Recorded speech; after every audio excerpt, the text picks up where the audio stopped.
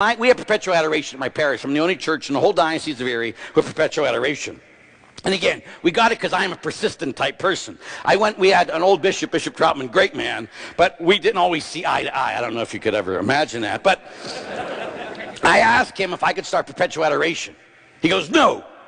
And so I asked him again a couple of weeks later. I told you no. So I start building the adoration chapel. And so when I start doing that, I took a miraculous medal, and I went and I put it at the feet of St. Joseph, and I said, Joseph, the bishop said no, but I know you'll say yes. And so I went to see the bishop again. I said, Bishop, he said, I told you no, Larry. I said, St. Joseph already said yes. I don't care who said yes. I said no. So when he came and blessed the adoration chapel, it was quite exciting. And one of the things is that when he came there and he says, Larry, why do you want this adoration chapel? Because I said, for the holiness of my people, because at my parish you cannot be an extraordinary minister of Holy Communion unless you do a holy hour, right? Because you have to have extraordinary devotion to be an extraordinary minister. Some of you people sit there and say, oh, look how holy I am. Body of Christ, blood of Christ, blood of Christ, I am so holy. Prove you're holy. You give an extra hour to God every week. Then you can come up here and pretend to be holy in front of everybody else. So I have 160 Eucharistic ministers in my parish. Every one of those 160 spend a holy hour at least once a week. Every single one of them. Or they won't be an extraordinary minister. Now some people have left my parish. Can you imagine? And they went to the cathedral, because I'm on 24th and the cathedral's on 10th Street. And there's a whole group down here called the I Hate Father Larry Richards group, huh? And one of the reasons they do that is because Father Larry is too demanding. I'm very demanding. And I go, yeah.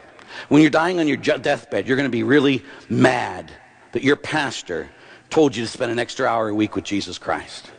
And when I do it to men, I don't let the women do it alone at night. They're not allowed, because women I can get to do anything. You know, women will do anything you ask them. Oh, I thank God for the women of the church. But men, well, what's in it for me? I'm very busy, Father. You know, I have a life. Oh, please. So this is the reality. They got to do theirs in the middle of the night.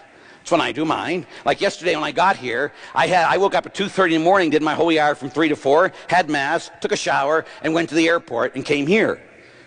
And so I make the men do it in the middle of the night. Now some of the men give me pushback. I can't imagine this.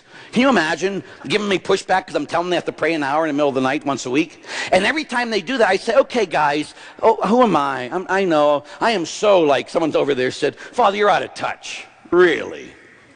Well, I said to them, how about, gentlemen, I ask you to do something. Let's say, if I made you this promise, that if you do an hour a week in the middle of the night for 1 year, I will give you at the end of the year $1 million. Would you do it? You know everybody here would. Then why wouldn't you do it for Jesus Christ? Why would you do it for money?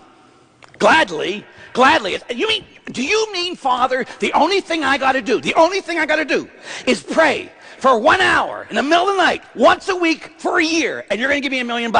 Yep, I'll bet you'd make that happen. I'll bet you'd put everything on hold. Hey, this is for $1 million. Well, gentlemen, you can get that $1 million and drop dead. This is for eternal life. And so when you stand before God on judgment and you're dying there, you'll never sit there and regret the pastor that sat there and says, you'll never regret that you spend an extra hour with Jesus every week. You don't say, dude, am I stupid? I can't believe I spent an extra hour with Jesus Christ once a week. Stupid. I'll bet you that day will never come. I promise you it never will. Because then you'll be able to prove to God, God, I loved you so much, once a week I got up in the middle of the night just because I wanted to be with you. And because Father Larry made me feel guilty. But the reality is, you decide that you want to do these things because you're in love. And see, gentlemen, when you go, there is no one on this earth that will love you like God. Nobody. I know I come off very strong, and some of you are like, they always come to me and say, Father, I have not been yelled at since I was a teenager. Oh, I feel bad. No, I don't. The reality is that I'll do anything to get your attention. I'll do anything to make you mad. Because tonight when you're laying in bed and you're thinking and praying for my death and you're saying, I can't stand him, I am a man, I will not be talked to like by this man, I can't stand him, I hope he dies. You'll still have to deal with everything I said now, won't you? You'll still be thinking about it. You'll be mad at me, but you'll be thinking about it. And see, that's the point. That